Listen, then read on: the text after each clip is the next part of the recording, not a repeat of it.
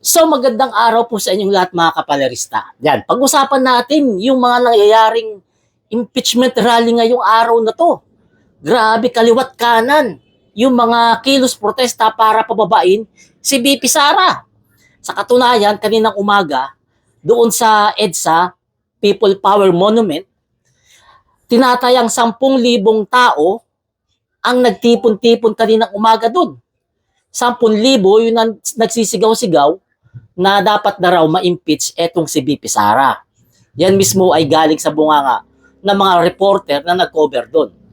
Kung titingnan natin talaga yung rally kaninang umaga nila Trillanes, makikita mo talaga na napakakapal ng tao.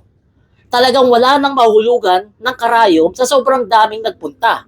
Sa sobrang daming Pilipino na gusto na ng pagbabago at katahimikan.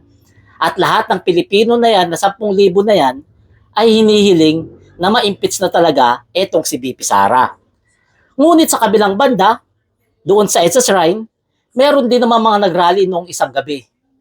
Ito yung grupo ng mga DDS na pinapanawagan na dapat umalis na sa pwesto si Pangulong Bongbong Marcos.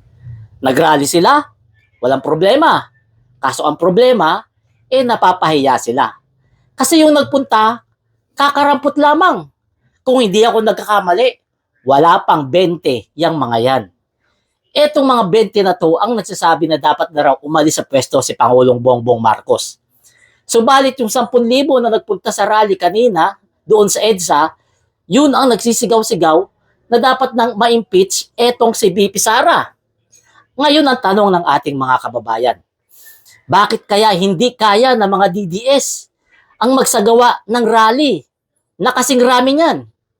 Bakit hindi nila magawa magpanawagan na magkilos protesta na yung tao nila ay lalagpas sa 100?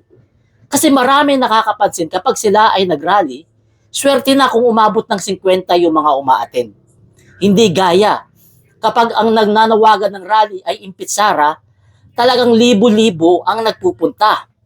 Pinakamababa ang 1,000 at pinakamarami yung kaganina, 10,000.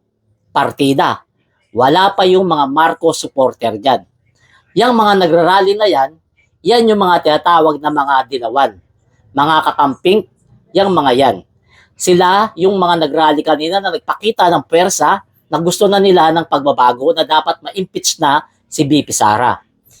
What if kaya magsama-sama ang mga BBM supporters at yung mga dilawan o yung mga kakamping na mga supporters?